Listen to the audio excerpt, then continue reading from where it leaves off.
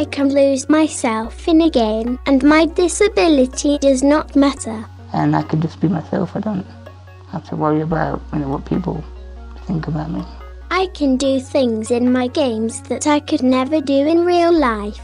For me, it's not just about playing games for pleasure, but there was a gap, but now there isn't a gap. It just feels like I could always play.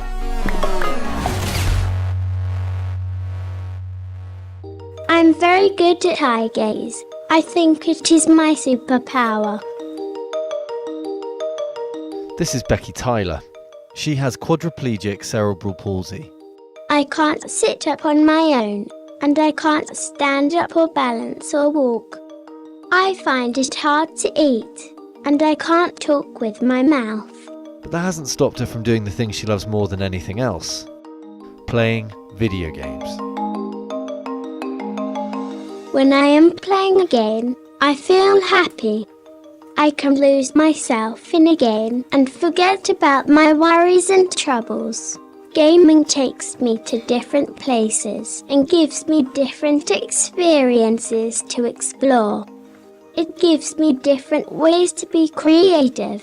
Becky talks through her computer and controls everything using a system called eye gaze. It's a combination of head and eye tracking linked to her computer. I find it quite easy, but it takes a bit of practice. Using the device, Becky can play games like The Sims, communicate with friends. She can do her homework, even paint pictures. But perhaps most impressively, the 15-year-old has been helping develop a system allowing almost anyone to control one of the world's most popular games, using only their eyes. I feel very happy if I have helped lots of disabled people like me to play Minecraft for the first time. Minecraft is a global phenomenon. The game has sold around 150 million copies and hit a new record in December 2017 when nearly 75 million people logged in to play the game. But for people with severe physical disability, this hugely popular game has been unplayable. Now, a UK charity with the help of Becky has changed that using a combination of affordable hardware and free open source software. It's called iMine.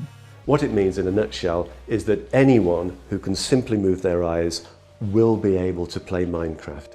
I'm Mick Donegan, founder and CEO of Special Effects. The right to play is actually one of UNICEF's rights of the child, alongside the right to be safe, etc. Being able to play video games, it is probably one of the most inclusive uses of technology that you could possibly imagine.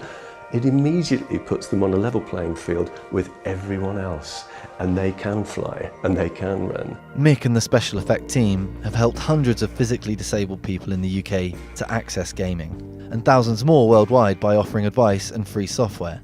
The team combine a mixture of software development, hardware modification, and home therapy support to build systems that allow people like Becky to play video games. I wanted to give people a way to play, severely disabled people a way to play, but they are able to play at the highest possible level. Becky, for example, is infinitely better just with her eyes than I'll ever be with a joypad.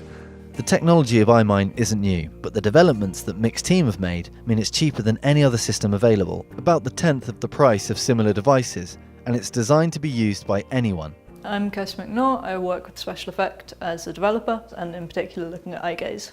The eye tracking camera looks out and follows your eyes, tracks them with an infrared light on them, and this allows the camera to work out where you're looking on the screen. The software then allows you to select things just by looking at the button that you want, and then on top of that we've modified Minecraft to make it much easier, to make certain complex actions accessible via a single click, and integrated this with an eye tracking keyboard. The system allows people with the most serious spinal injuries or severe involuntary body movement to control the game. The charity estimate that more than 2.5 million people in Europe alone now have the opportunity to play Minecraft. And the potential for other uses of systems like iMine are causing huge excitement. My head is the only movement I can control, so being able to control something with the eyes is absolutely amazing. My name is AJ Yadav and I have spinal muscular atrophy. AJ was an avid gamer when he was growing up, playing regularly with friends at home, but spinal muscular atrophy means his muscles deteriorate, and by the time he reached his late teens, he lacked the strength to play computer games anymore. I was extremely disappointed because I had some friends who used to come around and I could watch them playing. And obviously watching someone do something that you can't do, it's not a nice feeling. It's quite upsetting. There are parts of AJ's life that are familiar. He went to the University of East London where he studied information systems, and now he has a job in the IT department of a charity in London. But where most of us are working for the weekend, it was filling free time that AJ struggled with the most. In my spare time, as a disabled person, not being able to get out, not being able to socialise, not being able to do a lot of things due to, access restrictions or not having support. Gaming used to be something which I knew I could turn to find some entertainment in, and unfortunately I couldn't find anything for many years until I met Special Effects.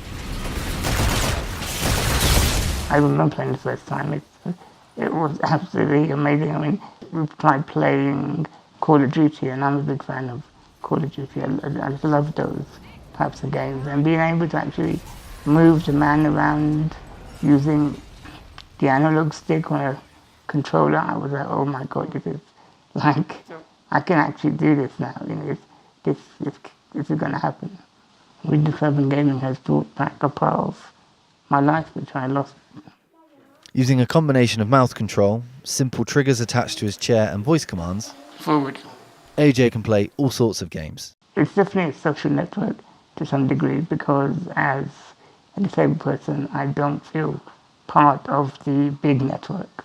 I'm not able to do a lot of things due to various reasons, lack of support, lack of funding, lack of, access, etc.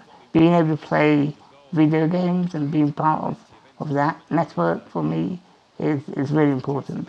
It's the social side of video games that is often missed by people who don't play them, but it's particularly important to disabled gamers.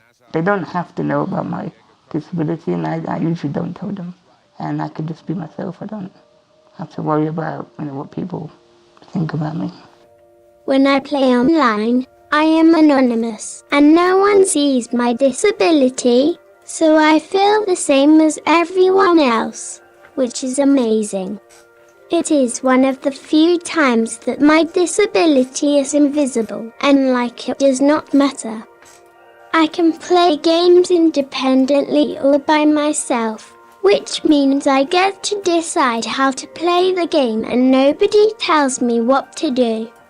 It means I feel the same as other people who play the games, and I don't feel different because of my disabilities. Unlike most parents, Becky's mum Fiona sees her daughter playing games for hours in her bedroom as a good thing. I'm really just grateful that she's got this technology, and I don't limit the screen time because it's the one thing she can do when there's so much that she can't do. I don't mind her telling me to go away. I actually quite like that she is developing her own independence in that, and her own attitude. She's very much got the teenage attitude going. I just think it's great. A few months ago, I enjoyed playing a Hunger Games challenge with my Sims, and I like finding different ways to kill them off. Things were difficult when she was younger, so it was hard, very hard to imagine what life was going to be like as she grew up. But I'm really excited about how life is panning out for her now. Press L1. L1. AJ's also found that gaming has strengthened relationships in his life. Taking my nephew, and kids love playing games, so I thought I can do something, because I can't physically hold him, I can't physically do things which I'm cool than nephews do, like running around and things like that, but for me, I knew I could do this. It's quality time, and it makes you feel included as a person, as an uncle, as someone who's a member of family.